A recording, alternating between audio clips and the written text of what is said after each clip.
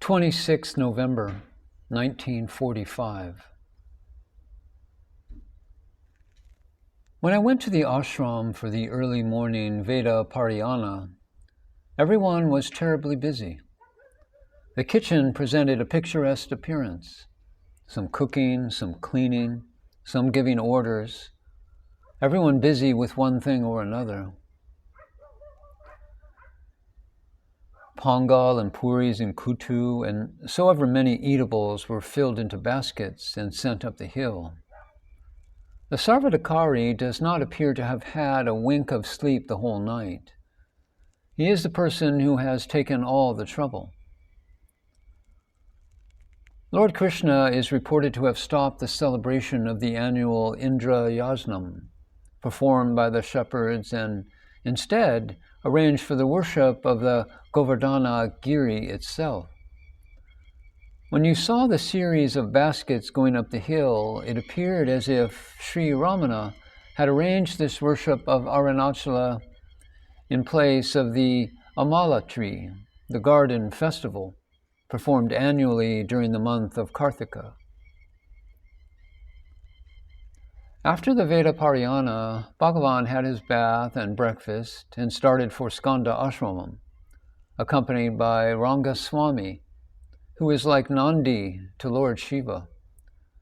Leading the way, Bhagavan went up the hill to Skanda Ashramam as if he was going to his own home. Without giving the least inconvenience to Bhagavan, the devotees proceeded in several groups and reached Skanda Ashramam. Aunt Alamalu, sister of Bhagavan, and myself followed. Some other women got to the destination a little late. Being surrounded by the devotees, Bhagavan was seated comfortably under the pleasant shade of the trees just in front of Skanda Ashram building. This showed what is Rishi Ranam. This ashram was just like one of the old described through the latter, though it could not now be witnessed directly. This Skanda Ashram provided a visual feast with its water coming out of the rocky fountain, resembling the Sandhya Graha Jalam, the oblations at dawn and dusk, and warblings and melodious notes of the birds sounding like the musical hymns.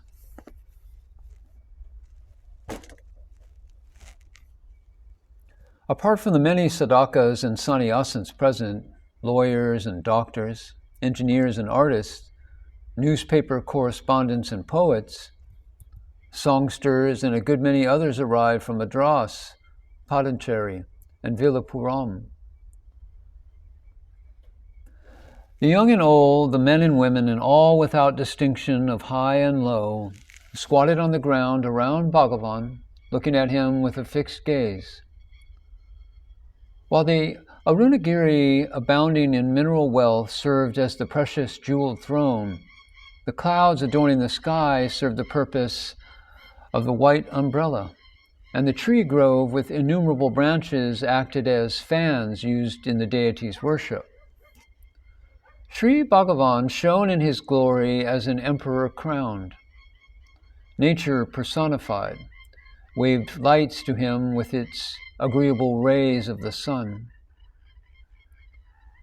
Dear brother, how can I draw that picture for you? The Maharshi is calm, and his serene gaze, coming from the source, pervades all corners. His gentle smile shone like the cool rays of the moon. His words simply rained Amrit. We sat there like statues without consciousness of the body. The photographers then attended to their job. After 9:30 a.m., the usual daily program of the ashram below, relating to mails, newspapers, was gone through, as in a Maharaja's durbar.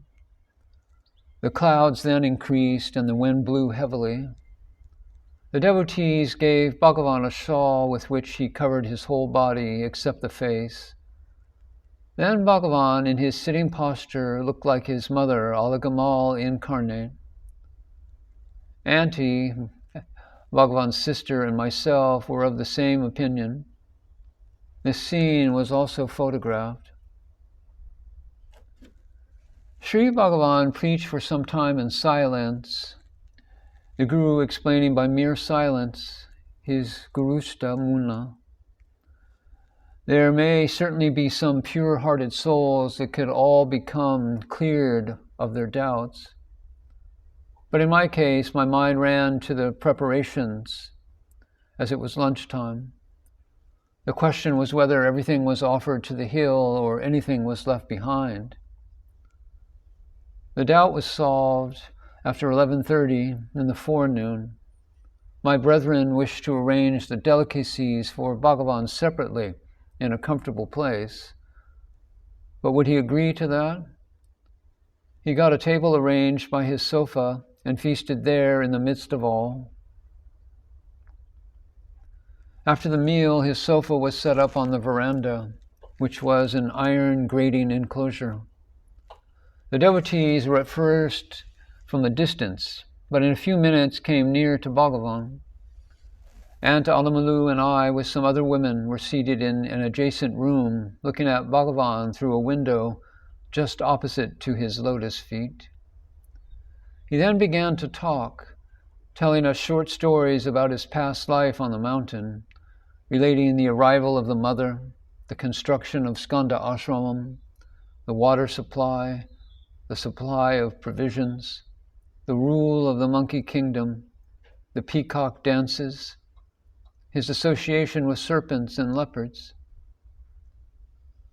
During this discourse, he greeted a new entrant, the poet Naganarya, by inquiring, "When did you come?" Turning towards me, he observed, "Here he comes." And I replied, "Yes." Then something was recalled to his mind, and he said, fixing his resplendent gaze, "There mother had her nirvana, left her mortal frame. We made her sit there outside. Still no mark of death was visible in her face. Like one seated in deep samadhi, divine light was seen in her holy dance. There, just there, where you are now sitting." His enchanting words entered my ears like the sweet note of the divine flute. I stood at this place worth seeking and heard the words worth hearing. What a glorious day is today. Kapila liberated Devayani by initiating her into reality. Dhruva put Sunita on the path of salvation. Sri Ramana, in his turn, not only vouchsafed the eternal empire of freedom and bliss to his revered mother, but also did the highest honor by installing the lingam on her samadhi to make her glory permanently extolled in the world. On hearing the word mother from the mouth of Sri Bhagavan, I was overcome with ecstasy and tears filled my eyes. It sounded as though the words about the mother were uttered to the daughter. Mahatmas always honor women. They view women as the mother and love in perfect form.